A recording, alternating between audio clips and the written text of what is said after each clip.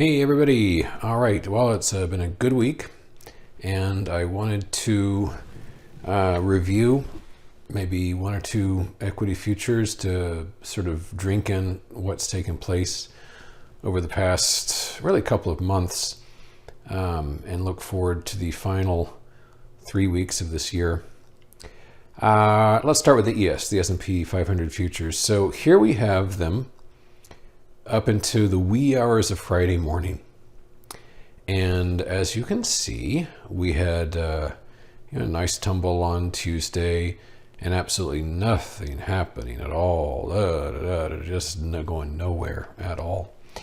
But starting on Thursday, it started to look like it was completing some kind of base, like so. And before I called it a day, I just put this horizontal line down as a guide. And I was like, well, maybe it's going to target this level. Maybe the PPI will come out and the bulls will get all excited and we'll push to the 4,050 or whatever that might be to be under the broken trend line. So I sort of accepted that Friday might be a big up day. All the bulls would slap each other in the ass and celebrate. Well, how joyful it was for the PPI to come out and the market to fall instantly. I really didn't think it would have any effect, hardly at all, but we lost about 60 points right away. And slopers were like, oh, it's going to go up and it's going to recover and all this time. And I didn't say anything, but they were kind of right. Because we did start recovering almost immediately. And it became, yet another instance of rises stick and drops don't stick. So, the rise we saw on October 13th stuck. The rise we saw on November 10th stuck. The rise we saw with Powell's speech at the Brookings Institute last Wednesday stuck. It just, it wasn't a downtick all day long. Drops, on the other hand, like the drop last Friday and the drop this Friday, lasted about 2 seconds and then were reversed. So kind of pissed me off. However, as the day wore on, and I kept shorting. I have no money left now. I'm completely committed. But by the end of the day, we essentially matched the lowest levels we had seen after that plunge. So huzzah, kicked the bulls in the ass for a while, for a change. So a nice change of heart there, nice change of behavior. But let's back it up some. This is the past, not quite couple of weeks, but the past 7 or 8 trading days. And in this instance, you can see more plainly the broken trend line, which became a thing on Tuesday morning. And I had feared we might trek our way up to the underbelly of that, would have been like 40-20 or so, 40-20, 40-25, something like that. It didn't even get that. So that's where the bulls were positioned, and the PPI kicked them in the balls, and then, so we're back down to this range again. So let's back up even more. And even more than that. So this is the next goal.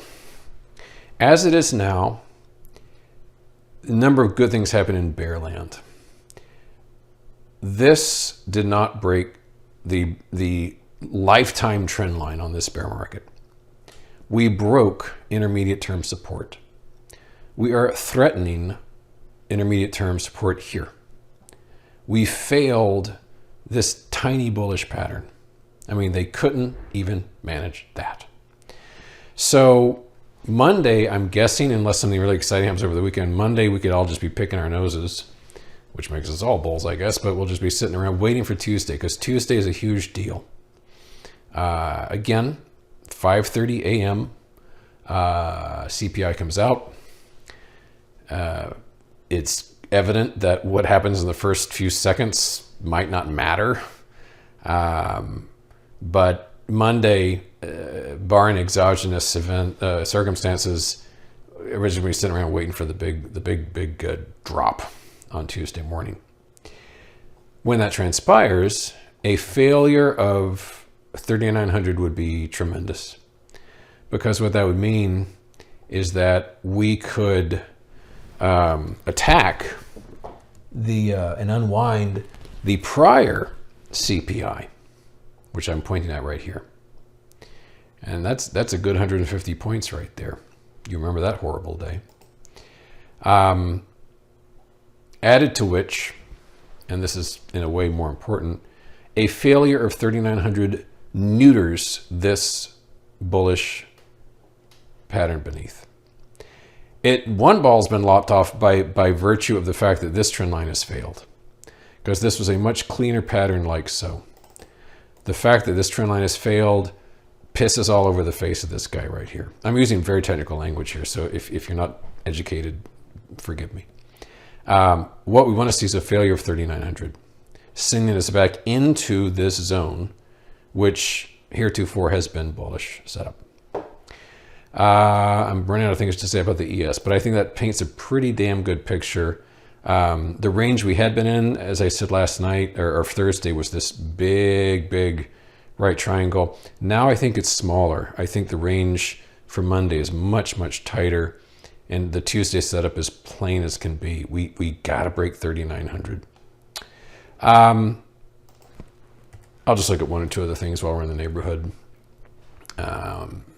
NQ, nothing really new to say about this, about the RTY.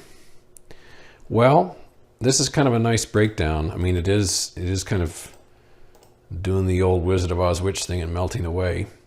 In fact, it's remarkable because we've already eliminated the vast majority of the November 10 push. You know, just dial it back. I mean, you've got this much of it surviving. Everything else has been killed. So God bless the RTY, doing some real damage there. The epiphanic moment I had, a couple of weeks back when I got out my label maker and made myself a sign, has served me in good stead so far. I say again, VIX at 20, use the money, VIX 33, time to flee.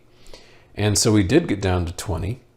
I mean, on the VIX cash, we got down to 18, for God's sake. But even on the futures, we got down to 20. And so I got aggressive. I even put more money into my portfolio, and I've deployed that too. So I'm heavily bearish right now.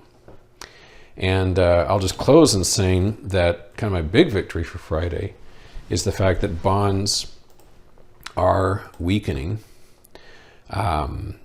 And those puts are up about 34% right now. But this is starting to turn south, which is pretty spiffy. And we are nicely below the this shock event. What the hell was that? I don't even remember. On Wednesday, I guess that was, I don't remember what it was, and it hardly matters. You don't have to write me to remind me. It's just, I'm a little puzzled because it looks different than the equity chart. Okay, well, I'm stammering at this point, so I guess I'll leave. But anyway, outstanding week. I do regard Tuesday with no small amount of trepidation. It will set the tone for the rest of the year. The FOMC on the day after will really set the tone for the rest of the year, but that's going to be the last major data point they're going to have. And then we'll just, we'll burn up the final 2.5 weeks of 2022 with whatever they provide us based upon that situation.